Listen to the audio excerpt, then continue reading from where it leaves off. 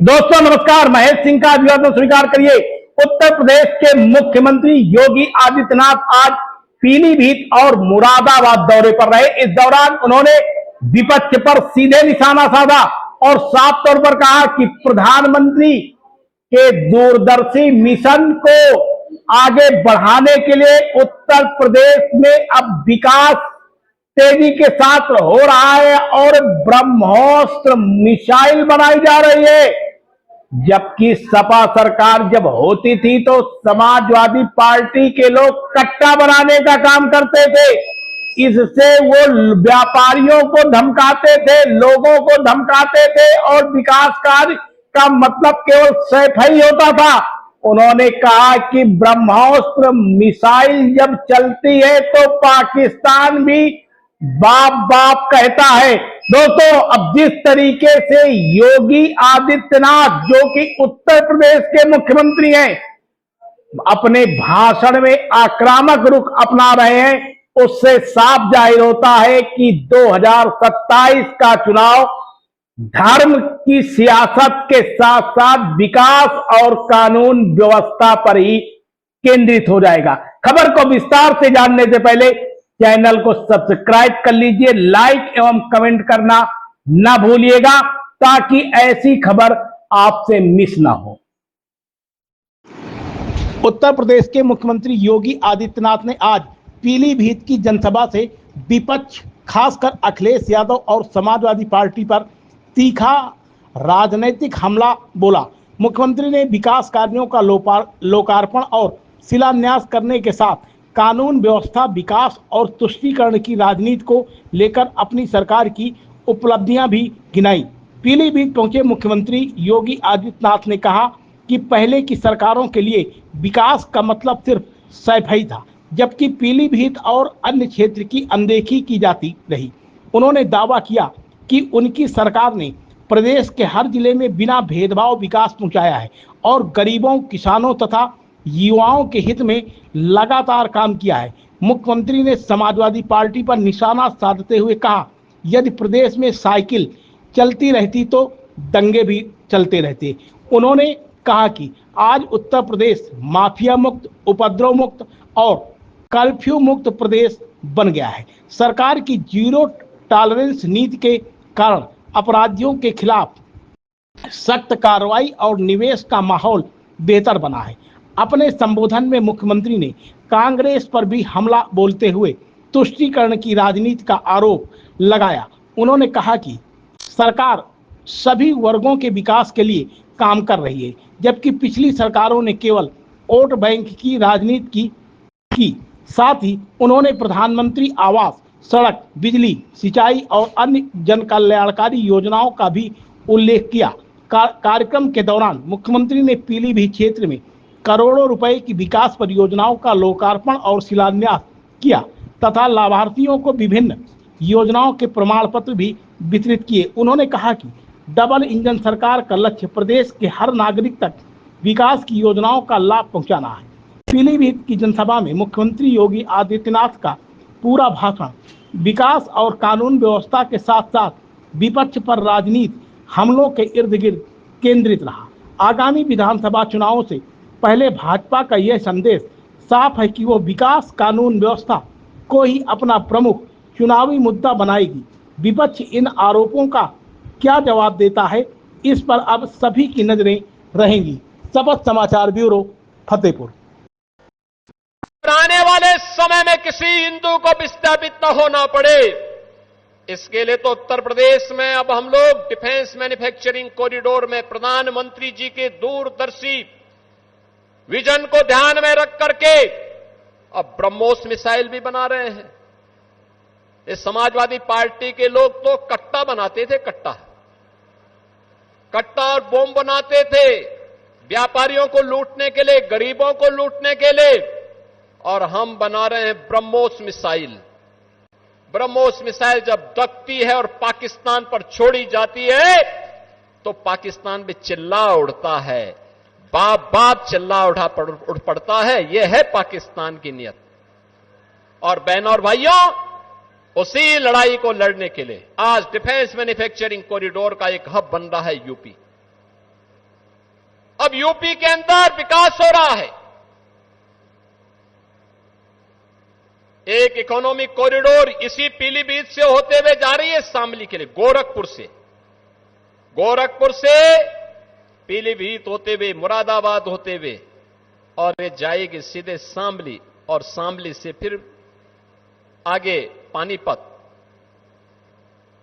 गोरखपुर से सिलीगुड़ी तक जाएगी। यानी पीलीभीत का व्यक्ति अगर चाहे तो गोरखपुर की तरफ जाना है, चाहे वह शामली या मुरादाबाद की तरफ जाना है, वह इकोनॉमिक कॉरिडोर आपको आसान रास्ता कर देगा, आसान रास्ता।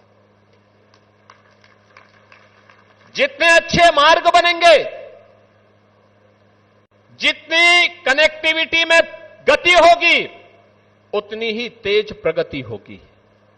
याद रखना, प्रगति का आधार गति पर है, उस प्रकार का इंफ्रास्ट्रक्चर पर है, और वह इंफ्रास्ट्रक्चर आज हम दे रहे हैं। हमने पिछले दिनों प्रधानमंत्री जी के कर कमलों से गंगा एक्सप्रेसवे का लोकार्पण करवाया था। गंगा एक्सप्रेसवे, बहनों और भाइयों, गंगा एक्सप्रेसवे भारत का सबसे बड़ा एक्सप्रेसवे।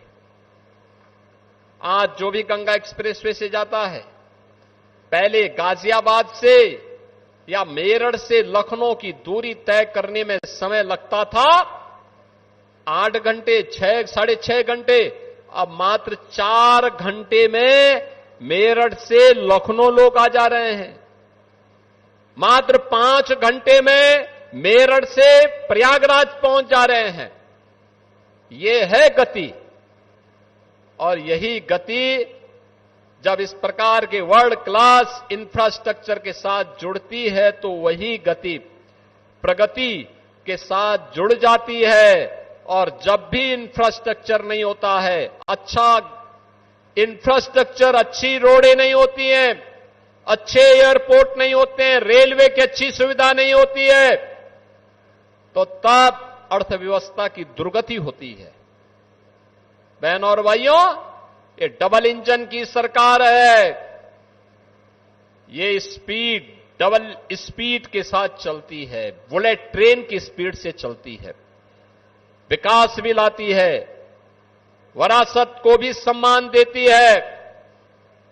हर व्यक्ति को, क्या गांव, क्या गरीब, क्या किसान, क्या नौजवान, क्या महिलाएं, इन सब के उत्थान के लिए भी कार्य करती है। और उसी को ध्यान में रखकर के डबल इंजन सरकार कार्य कर रही है। एक समय था जब माफिया सिर तान करके चलता था, सीना तान करके चलता था, थानों पे कब्जा करता था, तहसीलों में उधमबाजी करते थे, किसी भी गरीब की जमीन पर कब्जा कर लेते थे, विकास की योजना को नहीं पूरा होने देते थे, बेटी और बहनों की इज्जत के साथ खिलवाड़ करते थे, व्यापारियों का जीना हराम करते थे, उद्यम नहीं आने देते थे, नहीं आने देते थे।